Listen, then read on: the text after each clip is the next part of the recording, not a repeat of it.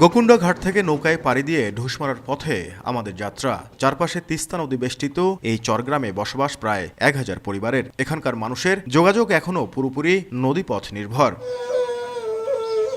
চরে পা দিতেই কানে আসে অসহায় কান্না। তিস্তার ভাঙনে হারাচ্ছেন বাড়িভিটা, আবাদি জমি। হাসান আলীর পরিবার ঘর সরিয়ে নিচ্ছেন নদীগর্ভে চলে যাওয়া ভিটেমাটি থেকে। স্মৃতি জড়ানো সংসার আজ শুধু শঙ্কার অনিশ্চয়তার গল্প।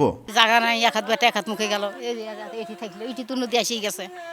কুটিতে যাবো তারপর বলতে পারি না। যে ভাষা আসি 1-2 বছর থাকি, তারপরে মনে হয় আবার ফির ভাঙা শুরু হয়ে যায়। একটা বাড়ি ভাঙলে মনে করেন যে 50, 60, 70 হাজার টাকা এমনি খরচ হইতেছি। ঢুসমারা চরের মতো রংপুর বিভাগে ছোট বড় মিলিয়ে চরের সংখ্যা 6 শতাধিক, যেখানে বসবাস করেন অন্তত 4 লাখ পরিবার। দুর্গম যোগাযোগ ব্যবস্থার পাশাপাশি শিক্ষা, স্বাস্থ্য, স্যানিটেশন সহ নানা সংকট নিয়ে বসবাস চরাঞ্চলের বাসিন্দাদের। কৃষিকাজী জীবিকা, তাতেও রয়েছে জলবায়ু এবং প্রাকৃতিক দুর্যোগের ঝুঁকি।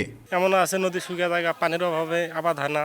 লোক হয়ে দিয়ে যাওয়ার আগে যাইতে অনেক সময় লাগে, এমন ওই যাইতে যাইতে কেউ অসুস্থ কারণে কেউ এই রাস্তার মধ্যেই মারা যায়। সরকারি একটা প্রতিষ্ঠান ছিল, এই নদী ভাঙনে ওরাও এখান থেকে চলে গেছে। গবেষকদের মতে দেশের সামগ্রিক উন্নয়নের ধারায় চরবাসীকে সম্পৃক্ত করতে হলে প্রয়োজন বিশেষ ও টেকসই পরিকল্পনা। প্রত্যেকটা গ্রামে গ্রামে যদি ছোট্ট পরিসরে একটা ভলেন্টিয়ার অর্গানাইজেশন করে দেয়া যায়, যেখানে বিভিন্ন ধরনের সমস্যা তারা তাদেরকে জানাবে, সেই অর্গানাইজেশনের কাজ থাকবে সরাসরি গভর্নমেন্টের সাথে যোগাযোগ। তবে পল্লী উন্নয়ন একাডেমি বলছে চরের বাসিন্দাদের জীবনমান উন্নয়নে বেশ কয়েকটি প্রকল্প হাতে নেওয়া হয়েছে।